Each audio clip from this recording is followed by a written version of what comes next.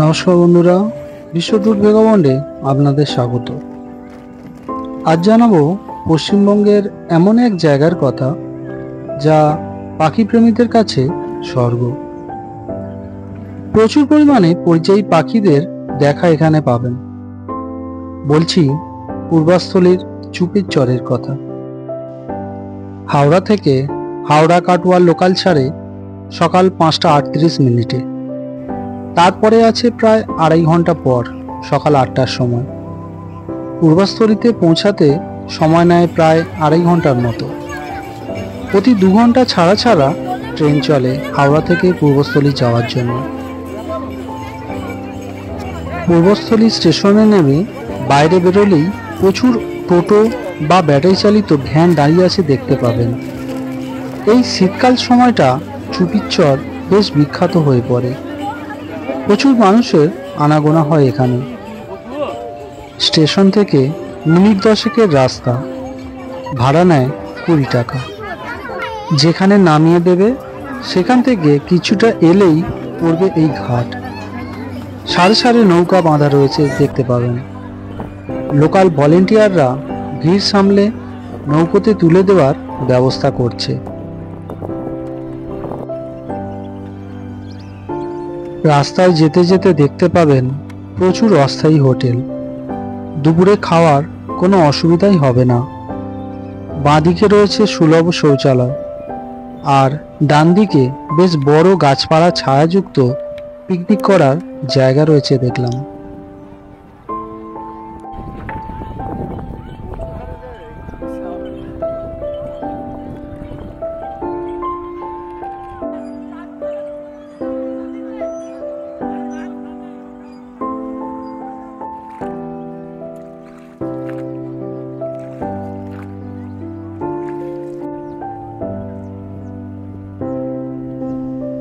বড় নৌকাগুলোতে অনেকজনকে একসাথে করে তোলা হচ্ছে দেখলাম। ঘন্টা পিছু নৌকা ভাড়া। আমরা দুজনের জন্য পার্সোনালি একটা ছোট্ট নৌকা ভাড়া করলাম। যত কোলাহল কম হবে ততই পরিযায়ী পাখিদের কাছে যেতে পারবো।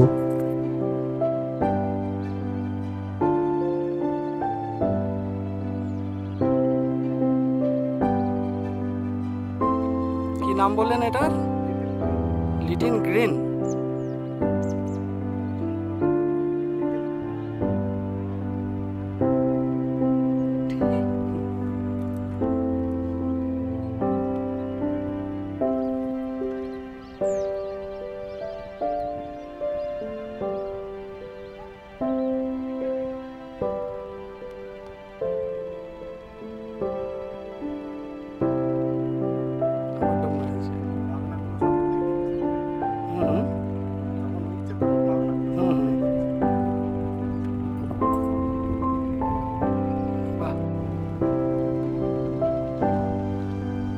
আমরা একটু দূরের দিকে যাওয়ার মনস্থির করলাম।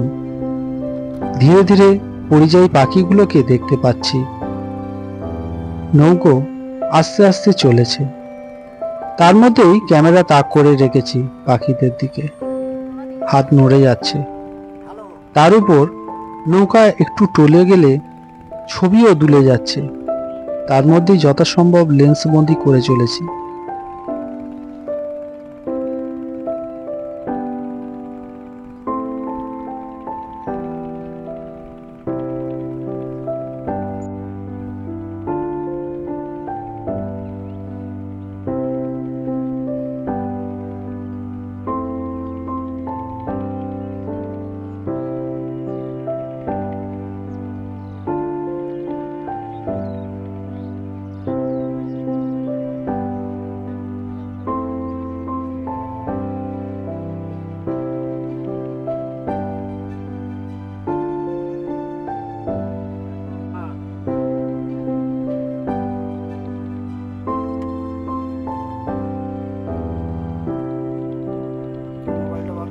শীতকালে সাইবেরিয়া, ইউরোপ, রাশিয়া ও বিশ্বের বিভিন্ন প্রান্ত থেকে পাখি আসে পশ্চিমবঙ্গ সহ ভারতের বিভিন্ন প্রান্তের এই জলাভূমিতে।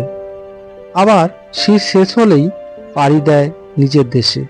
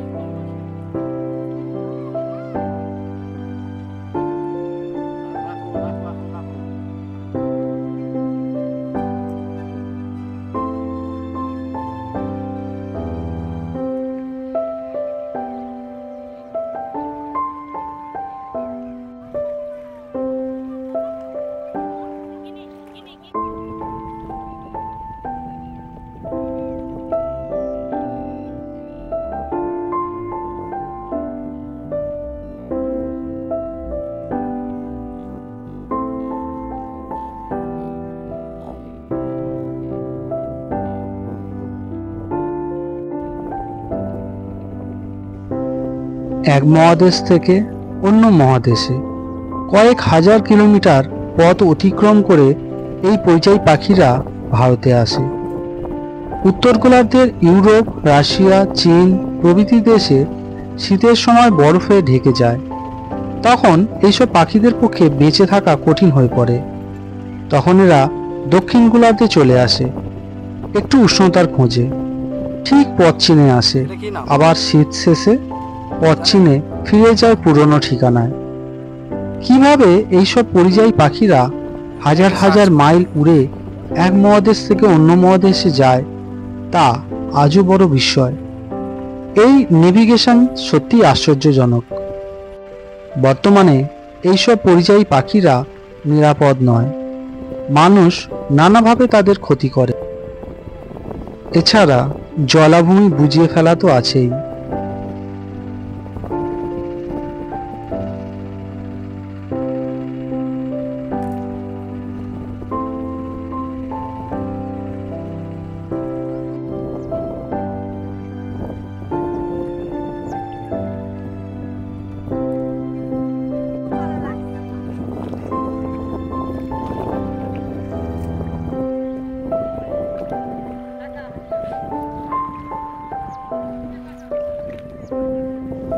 মনে করা হয় পাখিরা উপকূল রেখা, সূর্য, চাঁদ, তারা ইত্যাদির মাধ্যমে পথ খুঁজে নেয়।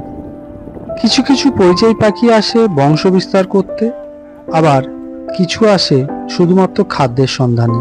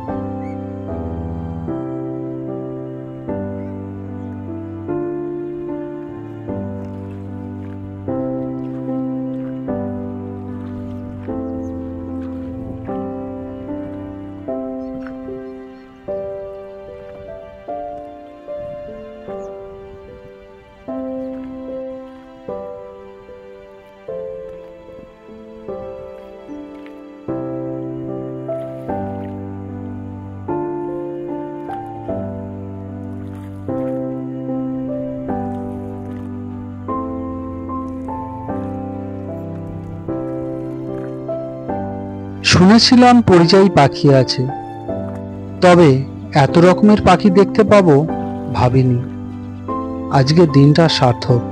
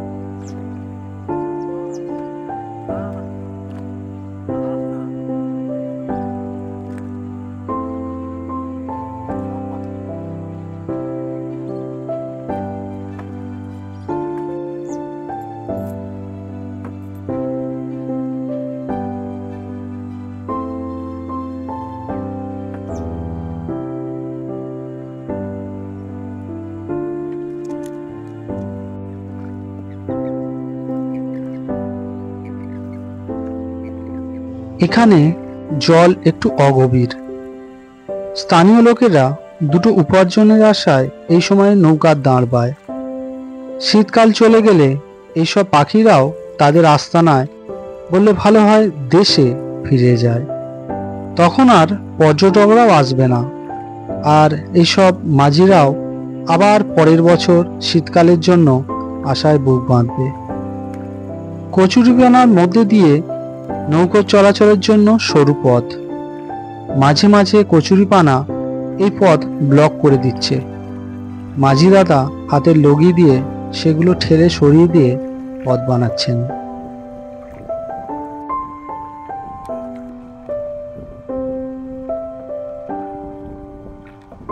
ওই দূরে দেখা যাচ্ছে মায়াপুরের ইস্কন মন্দির।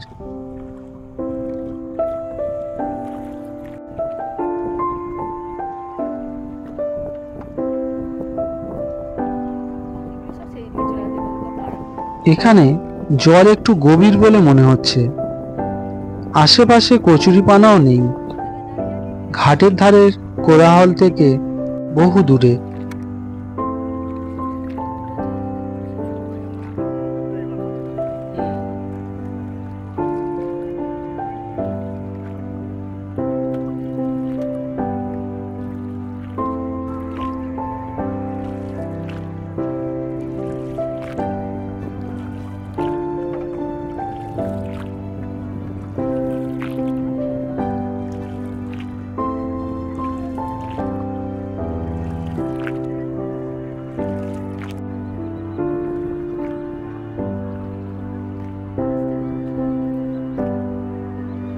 অবশেষে দেখতে পেলাম রাঙামুড়ি বা লাল ঝুঁটি হাঁস।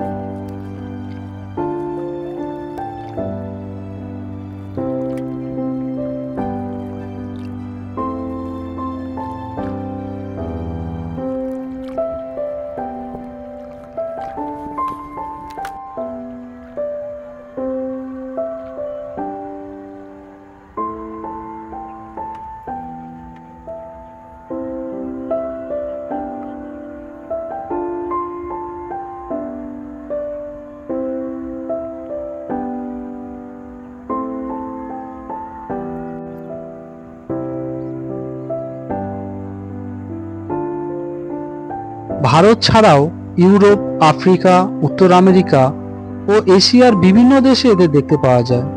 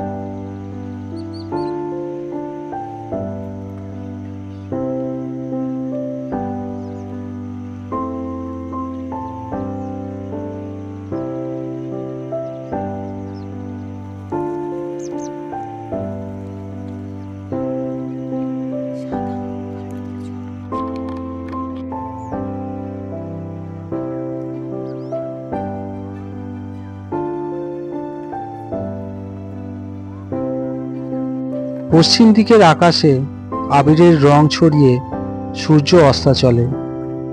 এবার ফেরার পালা।